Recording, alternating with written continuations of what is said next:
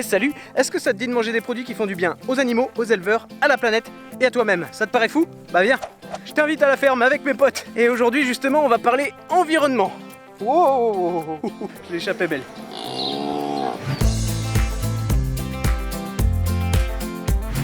Salut Jean-Michel. Quand on parle d'environnement, on parle souvent de bilan carbone. Est-ce que tu as une idée de l'empreinte carbone de ta ferme, toi qui es éleveur de vaches? Oui, comme toutes les fermes du réseau, en fait, on a un outil aujourd'hui qui s'appelle l'Écoloscore qui nous permet de faire ce calcul. Donc aujourd'hui, on est à 1,21 kg équivalent CO2 par kilo de yaourt produit.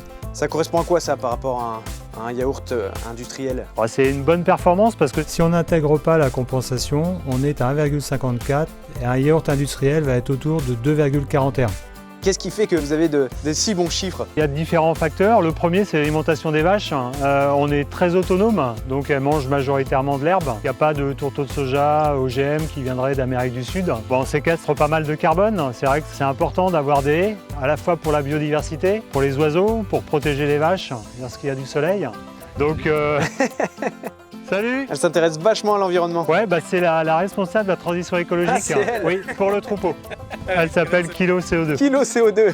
Il y a peut-être sur le segment transport aussi que vous gagnez encore en CO2? Oui, sur la partie logistique, on a deux leviers. Nous, entre la salle de traite et l'atelier de transformation, il y a 4 mètres. Ouais, c'est sur place. C'est plus facile. Et puis après, on livre dans un rayon majoritairement 80 km autour de la ferme. Bon, c'est pas mal tout ça. Je suis dans la ferme du Haut-Forêt, une autre ferme du réseau, dans la Loire. On va voir ce qu'ils font pour l'environnement ici.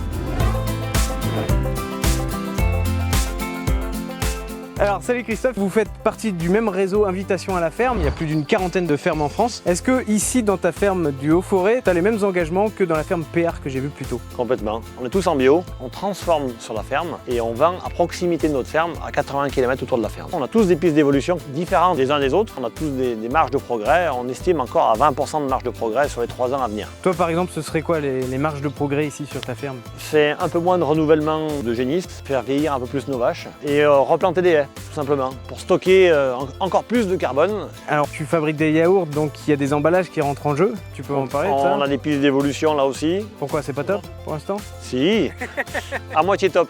Ah, d'accord, vas-y, dis-moi. Nos yaourts sont mis dans des pots en PPE. C'est du plastique, mais dur, à 100% recyclable. Mais on a encore des pistes d'évolution par rapport au vrac. On travaille déjà en vrac en restauration collective, donc en seau de 5 kg ou de 10 kg. Et on a cette partie à développer en magasin aussi. Nickel, bravo. Tu étais à la ferme PR juste avant? Ouais, c'est ça, ouais. C'est à plus de 600 km. T'es venu comment? À pied, à vélo, en voiture électrique.